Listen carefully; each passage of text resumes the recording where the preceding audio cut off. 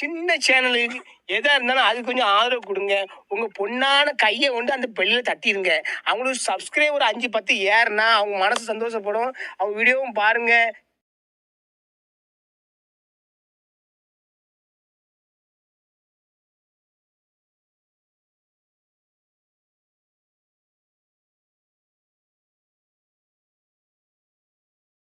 Five, 4, 3, 2, 1. அவர் பேர் இல்லாம வரவே வராது. இல்லையா காப்பாளர் இல்ல அவரு இல்ல. எங்க ஐயா பத்தி ஒரு சம்ம சொல்றேன். ஆணைமுத்து உங்களுக்கு தெரியும். இப்போ ஒரு காலம் இந்த கால புத்தகத்தை அவர் தான் அன்னைக்கு அந்த புத்தகம் வருது. ஆனா அவர் உயிரோடு இருந்த வரைக்கும் அவர் தான் நடத்துறாரு. அந்த சிந்தகான பத்திரிகைக்குள்ள ஐயா ஒரு ஆசிரியர் இருந்தார். அவர் ஆணைமுத்து என்ன சொல்றாரு, பெரியாருடைய கருத்துக்களுக்கு நான் வாரிசு, தத்துவங்களுக்கு நான் வாரிசு, வீரமணி அவர் சொத்துக்களுக்கு வாரிசுன்னு யாருக்கு ஆணைமுத்து. வீரமணி பெரியார் விட்டு சென்ற சொத்துக்களுக்கு வாரிசு, நான் அப்படி கருத்துக்களுக்கு நான் வாரிசுன்னு சொல்லி பிரிச்சு சொல்றாரு. அந்த மாதிரி ஒரு தெளிவான பாடல் ஐயா வந்திருக்காரு. அவர் பெருமதி மதிப்பிற்குரிய அவையவர்களே, சமூக நீதி மாத இதழுக்காக அந்த இதழுடைய வளர்ச்சிக்காக இங்கே கூடி கலந்து பேச இருக்கிற இந்த ஒரு நிகழ்ச்சி ஏற்பாடு செய்து அதனுடைய தலைமைகளை நடத்தி கொண்டிருக்கிற அன்புக்குரிய ஐயா நெஞ்சுக்கிணியன் அவர்களே, ஒரு இயந்திரம் இயங்க வேண்டுமானால் அது மின்சாரமோ அல்லது பெட்ரோலோ தேவை என்பது போல இந்த இதழை இயக்கி கொண்டிருக்கிற மதிப்புக்கும் மரியாதைக்கும் உரிய ஐயா வழக்கறிஞர் சித்தார்த்த கௌதம் அவர்களே, அவரோடு துணை நிற்கும் தோழர்களே, உங்கள் அனைவருக்கும்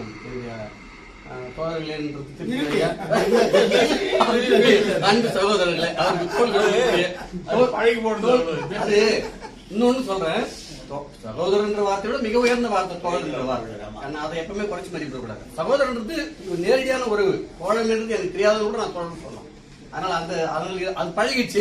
அவருக்கு நம்ம பார்த்தாலும் தோழர் தான் கூப்பிடுறோம். எல்லாரும் என்னுடைய அன்பை தெரிவித்துக் கொள்கிறேன். சமூக நீதி மாத சம்பந்தமா தான் இந்த அமைப்பு எங்க ஐயாவை பலகாலம் தெரிஞ்சிருந்தாலும் நான் அம்பேத்கருக்காக ஒரு நினைவு கூட்டங்கள் நடத்தின காலத்துல ஐயா அறிமுகமான ஒரு 25 ஆண்டுக்கு முன்னால ஆண்டுதோறும் நான் அம்பேத்கர் பிறந்தநாள் கொடுத்து நடத்துவோம். அதே போல டிசம்பர் 6 அன்று கூட்டம் நடத்தும் போது அப்படிதான் எனக்கு ஐயா அவர்கள் நேரடியான தொடர்புல வந்தாங்க. இன்று வரை அந்த நட்பு தொடர்ந்து கொண்டிருக்கிறது. ஒரு 3 ஆண்டுகளுக்கு முன்னால் வேலூரில் நடைபெற்ற முதல் கூட்டத்தில் தான் நான் பங்கேற்றுக் கொண்டு ஒரு 40-45 கருத்துக்களை டைப் அடிச்சு கொடுத்துட்டேன். இதான் பத்திரிகை சம்பந்தமான வளர்ச்சிக்கான விஷயங்கள் சொல்லிட்டு கொடுத்தேன். அடுத்தடுத்த ஆண்டுகளும் அது குறித்து நிறைய பேசுறோம், தொலைபேசி வழியா பேசுறோம். சித்தார்த்த கௌதம் ஐயாவும் பலமுறை அதை சொல்லுவார், எது விடுபட்டு போச்சு, இது செய்யணும், பையன் ஐயா இதை கேட்கறாரு அதை கேட்கறாருன்னு. நான் கேட்கலாம், நான் கேட்ட மாதிரியும் சொல்லுவார். ஆனாலும் ஒரு தனிநபர் ஒரு பத்திரிகை நடத்துறதுக்கு எவ்வளவு பெரிய கடுமையான வேலை என்பதை நம்ம தமாபி ஐயாவுக்கு தெரியும். அது ஒண்ணு இல்ல, அவர் வந்து 10 தலைவர் ஆகணும், பல விஷயங்களை அப்படி ஒரு ஒண்ணுக்கே கண் கலங்கினார். காலையில எனக்கு தெரிஞ்சது அந்த கண் கலங்கத்துடைய விளிம்பில் நின்று பேசினார் அவருடைய வழியை. ஏன்னா தன்னுடைய சம்பளத்தை உழைப்ப மொத்தமே ஒரு இயக்கத்துக்காக செலவு பண்றதுக்கு சாதாரண மனசு இருக்கிற விஷயம் இல்லை அது. அதையும் மீறி என்னை எதை செய்ய விட்டாலும் என்ன பத்திரிகை மொழி சொல்லாதீங்க, செத்தாலும் செத்துருவான பத்திரிகை நிறுத்த மாட்டேன்னு சொல்ற உணர்வு இருக்குது இல்ல, அதுதான் இந்த அப்படி நடத்தியவர்கள் வெற்றி பெற்று இருக்கிறார்கள். நீங்க இந்திய வரலாறு முழுவதும் தோன்றிய அரசியல் கட்சிகளுக்கு எல்லாத்துக்குமே ஒரு பத்திரிகை உண்டு. பெரியாருக்கு பகுத்தறிவு, அதுக்கப்புறம் விடுதலை, எத்தனையோ ஏடுகளை தொடர்ந்து மாறி மாறி ஒன்றை தடை செய்தாங்களா இன்னொரு பேர்ல தொடர்ந்து நடத்தி கொண்டே இருப்பார்கள். நீங்க திராவிட முன்னேற்ற கழகத்துக்கு முறை சொல்லி இருந்தது, மதிமுக சங்கொலி நடத்துறாங்க, ஒவ்வொரு விடுதலை சிறுத்தைகள் தாய்மண் நடத்துறாங்க, புனித பாண்டியன் தலித் முரசு நடத்தினாரு, ஐயா ஆணைமுத்து அவர்கள் சிந்தனையாளர்கள் ஏடு நடத்தினாங்க. இது போல இன்று ஏறக்குறைய தமிழ்நாட்டிலே 900 ஏடுகள் வருகின்றன. 900 ஏடுகள், மாத இதழ்கள் 900 ஏடுகள் மேல. அது சரியா இல்ல, அது 1000 மேல கூட இருக்கலாம். யாரு இன்னைக்கு பத்திரிகை துறைங்க அடுத்த மாதம் நிறுத்துவான்னு தெரியாது. ஆனா ஒரு புழக்கத்துல ஒரு 900 பத்திரிகை வந்துட்டு எனக்கு ஒரு 50 மாத இதழ்கள் வருது. நான் 56 இதழ்களுக்கு ஆயுள் சந்தா கட்டி வச்சுக்கிறேன். ஆனா எனக்கு வரதுனா இப்ப ஒரு 15 இதழ்கள் தான் வரும். ஆயுள் சந்தா இதெல்லாம் ஒரு 15 தான் வருது. மீதி பேர்லாம் பத்திரிகைக்கு ஆயுள் இல்ல, அதுக்கு ஆயுள் இல்லை, பத்திரிகைக்கு ஆயுள் இல்லை. இப்ப இதுக்கு நான் ஆயுள் சந்தா உறுப்பினர் தான். இந்த பேட்ட உடனே ஆயுள் சந்தா கொடுத்துருவேன். பார்க்கும்போது அவருக்கு தேவைப்படும் போது இன்னைக்கு கூட ரொம்ப மனசு சங்கடமான விஷயம் இருந்ததுன்னா, வளர்ச்சி நிதினு ஐயா கிட்ட ஒரு 500 ரூபா கொடுத்தேன். ஒரு மதியம் வர முடியுமோ முடியாதவரை கொடுத்துட்டு போனேன். ஆனா அவர் அதை இன்னொரு செலவுக்காக கொடுக்கும்போது ரொம்ப மனசு கஷ்டமா, இன்னும் கொஞ்சம் சேர்த்து கொடுக்குற மாதிரி இல்லையேன்னு. ஏன்னா இந்த நிகழ்ச்சியில நான் முதல்ல சந்திச்சு வேலூர்ல இருந்து வந்த பிறகு 10 சந்தாக்கு எனக்கு உரிய என் காசுல 10 சந்தா போட்டு நான் யார்கிட்டயுமே காசு கேட்கல. 10 முகவரியை உடனே எழுதி கொடுத்தேன். 10 பேர் அனுப்புங்கன்னு சொல்லி அதை அனுப்பிவிட்டேன். இதுதான் ஒரு இயக்கத்துக்கு ஒருத்தர் செய்ய வேண்டிய தொண்டு. நம்ம தம்பி ரமேஷ் விட்டு நான் என்ன கேட்கறேன்னா, நீங்க மாதந்தோறும் யாருக்காவது உதவி செய்றீங்க இல்லையா? அந்த மாத உதவியில மாதந்தோறும் ஒரு தோழருக்கு நீங்க வந்து இதுக்கு சந்தா கொடுங்க. நீங்க வந்து உடனே எடுத்து கொடுங்க. இல்ல படிக்கிறதுக்கு தான் கொடுக்கணும். இது படிப்பு சார்ந்துதான். அவன் மேல படிக்கணும். மேல படிக்கல ஃபீஸ் கட்ட முடியல, எனக்கு கஷ்டமா இருக்குது, ஃபீஸ் கட்ட முடியல. அந்த மாதிரி ஏழையா இருக்குது தானே பண்றான். அதுக்கு அப்பா அம்மா இல்லாதவங்க வறுமையாக்குறாங்க. நீங்க ஏதாவது செய்யறது உதவிக்கு அப்படின்னு சொன்னா நான் எது சொல்றேன்னா, இப்போ ஐயா ஒரு வேண்டுகோள். இப்ப யார் சந்தா போட்டாலும் எல்லாருக்கும் 2 புத்தகம் கொடுங்க. ஒண்ணு அவங்களுக்கு, இன்னொருத்தர் கேன்வாஸ் பண்றதுக்கு.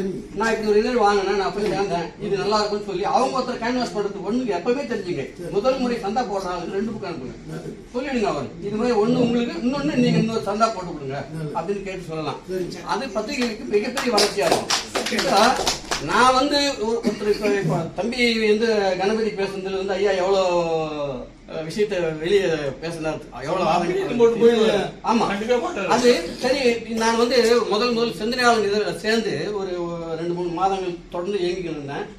வீடு வீடா தெருவா போய் எனக்கு நான் வாத்தியார் இருந்ததுனால எல்லா வாத்தியாரும் யாருக்கிட்டும் என்கிட்ட பேசணும்னு சொன்னாவே 80 ரூபா கொடுத்தாதான் என்கிட்ட பேச முடியல. உங்களுக்கு எனக்கு சங்காத்தில் போயாங்க என் கூட பேசணும்னா அடிப்படை தகுதி சிந்தனையாளர் அப்படி வச்சிருந்தேன். அப்படிலாம் வேலை செஞ்சோம்.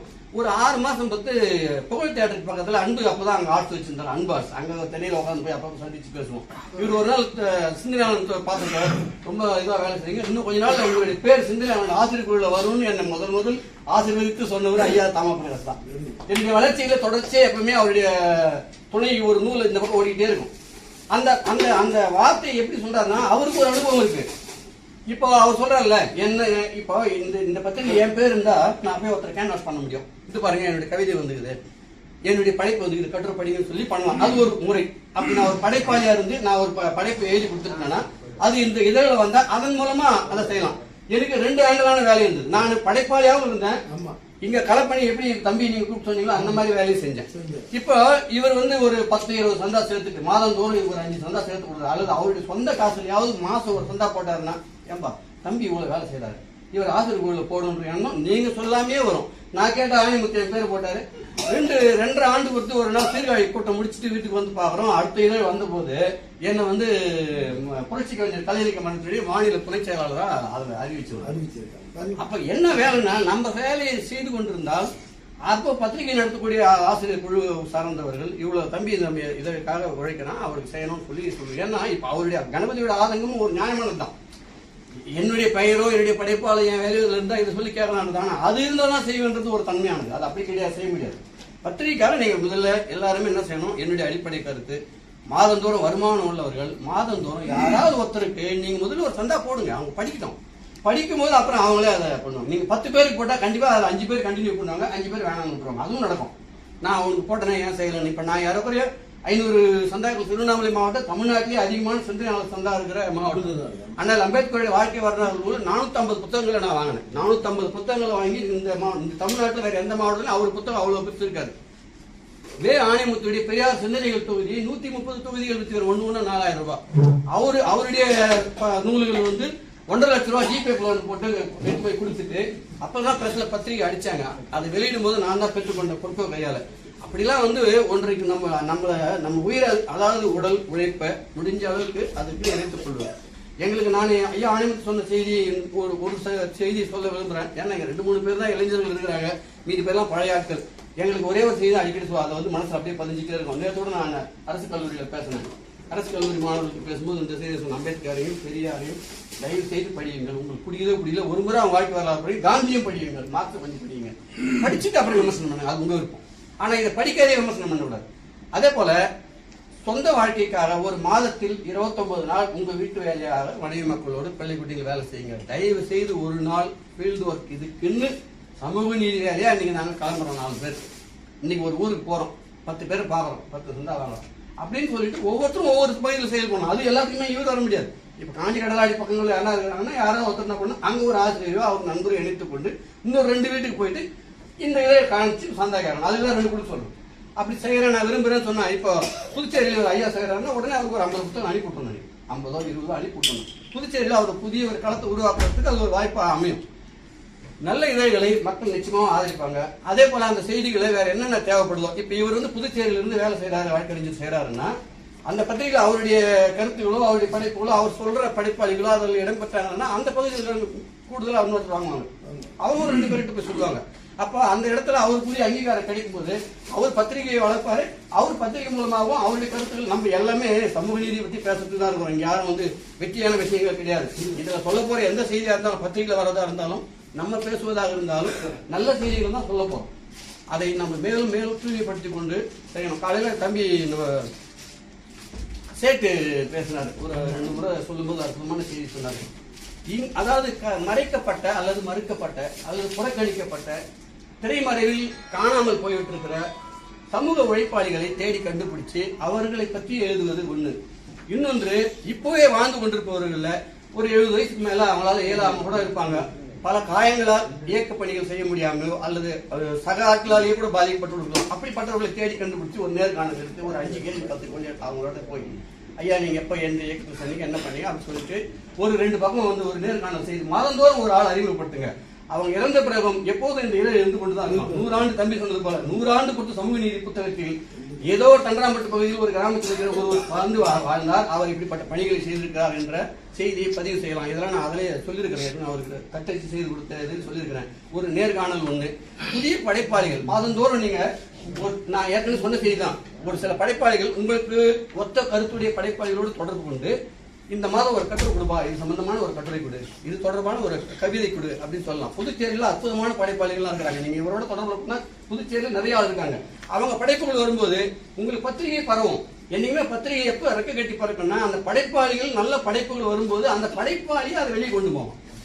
அவனுக்கு ஒரு அங்கீகாரம் கிடைக்கும். அது ஒரு முக்கியமான விஷயம். இப்போ ஒருத்தர் கவிதை எழுதினா, ஒரு தம்பி கவிதை எழுதினா, இப்ப நம்ம இங்க இருக்கிற சேர்த்து ஒரு பாடல் வருது, அல்லது புதிய தம்பி ஒருத்தர் ஒரு கல்லூரி மாணவன் பாட்டு எழுதி இந்த சமூக இதில் வருதுன்னு சொன்னா அவன் வகுப்புலாம் போய் காட்டும், இந்த மாதிரி என்னுடைய கவிதை இதில் வந்திருக்குது, நான் எழுதின கட்டுரை வந்திருக்குது அப்படின்னு சொல்லிட்டு. அப்ப அப்படிப்பட்ட ஒரு இளம் தலைமுறைகளை யாராவது கண்டுபிடிச்சு அவன் தலைமையில நீ இது செய்துதான் நான் அவன் அடுத்த மாசம் இப்ப அந்த தம்பி இருக்கிறான்னா அடுத்த மாசம் நீ சம்பந்தமா எழுது அப்படி சொல்லி இப்படி தேடியும் நம்ம அவங்களை கேட்கணும். இப்போ பத்திரிகையினுடைய இதழினுடைய கான்டென்ட்லயும் வலிமை கொடுக்கணும், களப்பணி செய்யறவங்களுக்கான வலிமையும் கொடுக்கணும். அதே போல இந்த களத்துல இருக்கிறவர்கள் அவர்களுக்கு தேவையான பண வலிமையும் நம்ம கொடுக்கணும். மன வலிமை மட்டும் இதுக்கு போதாது.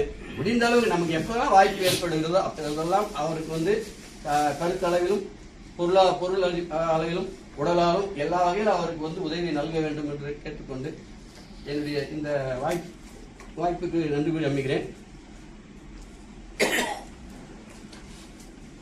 வீட்டில் கொஞ்சம் ஸ்டாம்ப் இருந்தது,